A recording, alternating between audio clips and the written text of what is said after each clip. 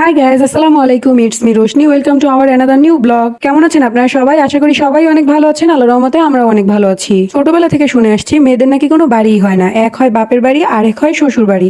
কিন্তু একটা জিনিস ভেবে দেখছেন, মেয়ে ছাড়া কিন্তু কোনো বাড়িই হয় না। তাই আজকে আপনাদের সাথে শেয়ার করবো একটা বাড়িতে একটা মেয়ের গুরুত্ব কতখানি। সো না টেনে পুরো ভিডিওটি দেখবেন। আই হোপ আপনাদের সবার অনেক ভালো লাগবে।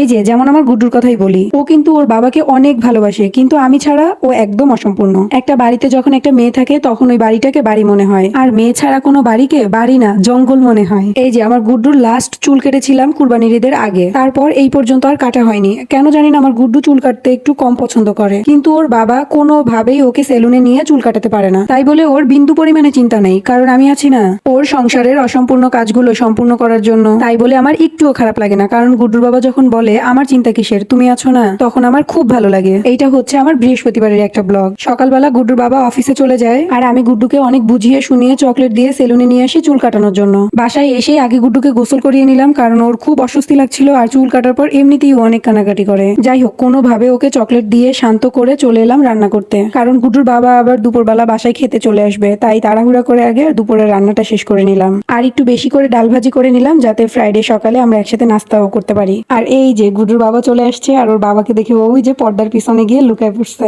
বাবাকে দেখা মাত্রই গুড্ডু খুশিতে একদম আত্মহারা হয়ে যায়। সারা দিন জিজ্ঞেস করতে থাকে, আম্মু আমার বাবা কোথায়, আম্মু গুড্ডুর বাবা কোথায়, আম্মু আমার ওমর কোথায়। ওর প্রশ্নের উত্তর দিতে দিতে আমার মাথা পুরো খারাপ হয়ে যায়। আর বাচ্চারা এমনিতেও একটু বাবাদের বেশি ভালোবাসে, কারণ এই যে ঘরে ঢোকার সাথে সাথে চকলেট দেয় আর অনেক আদর করে।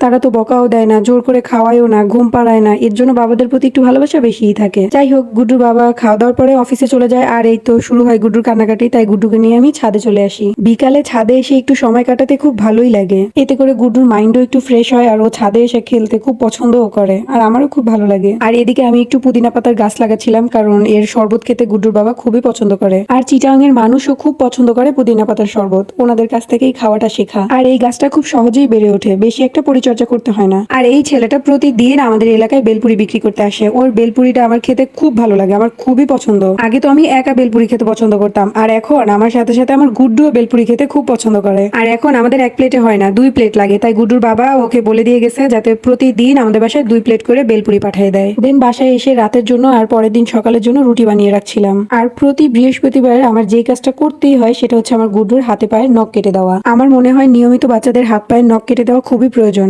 মাঝে মাঝে আমি ভাবি যে নিজের ছেলের টেক কেয়ার করবো নাকি শাশুড়ির ছেলের টেক কেয়ার করবো, তাই জানি না। তবে এতে আমার খুব ভালোই লাগে, খারাপ লাগে না, কারণ নখ কেটে দেওয়ার জন্য গুড্ডুর বাবা আমাকে 100 টাকা করে দেয়। কি বিষয়টা মজার না?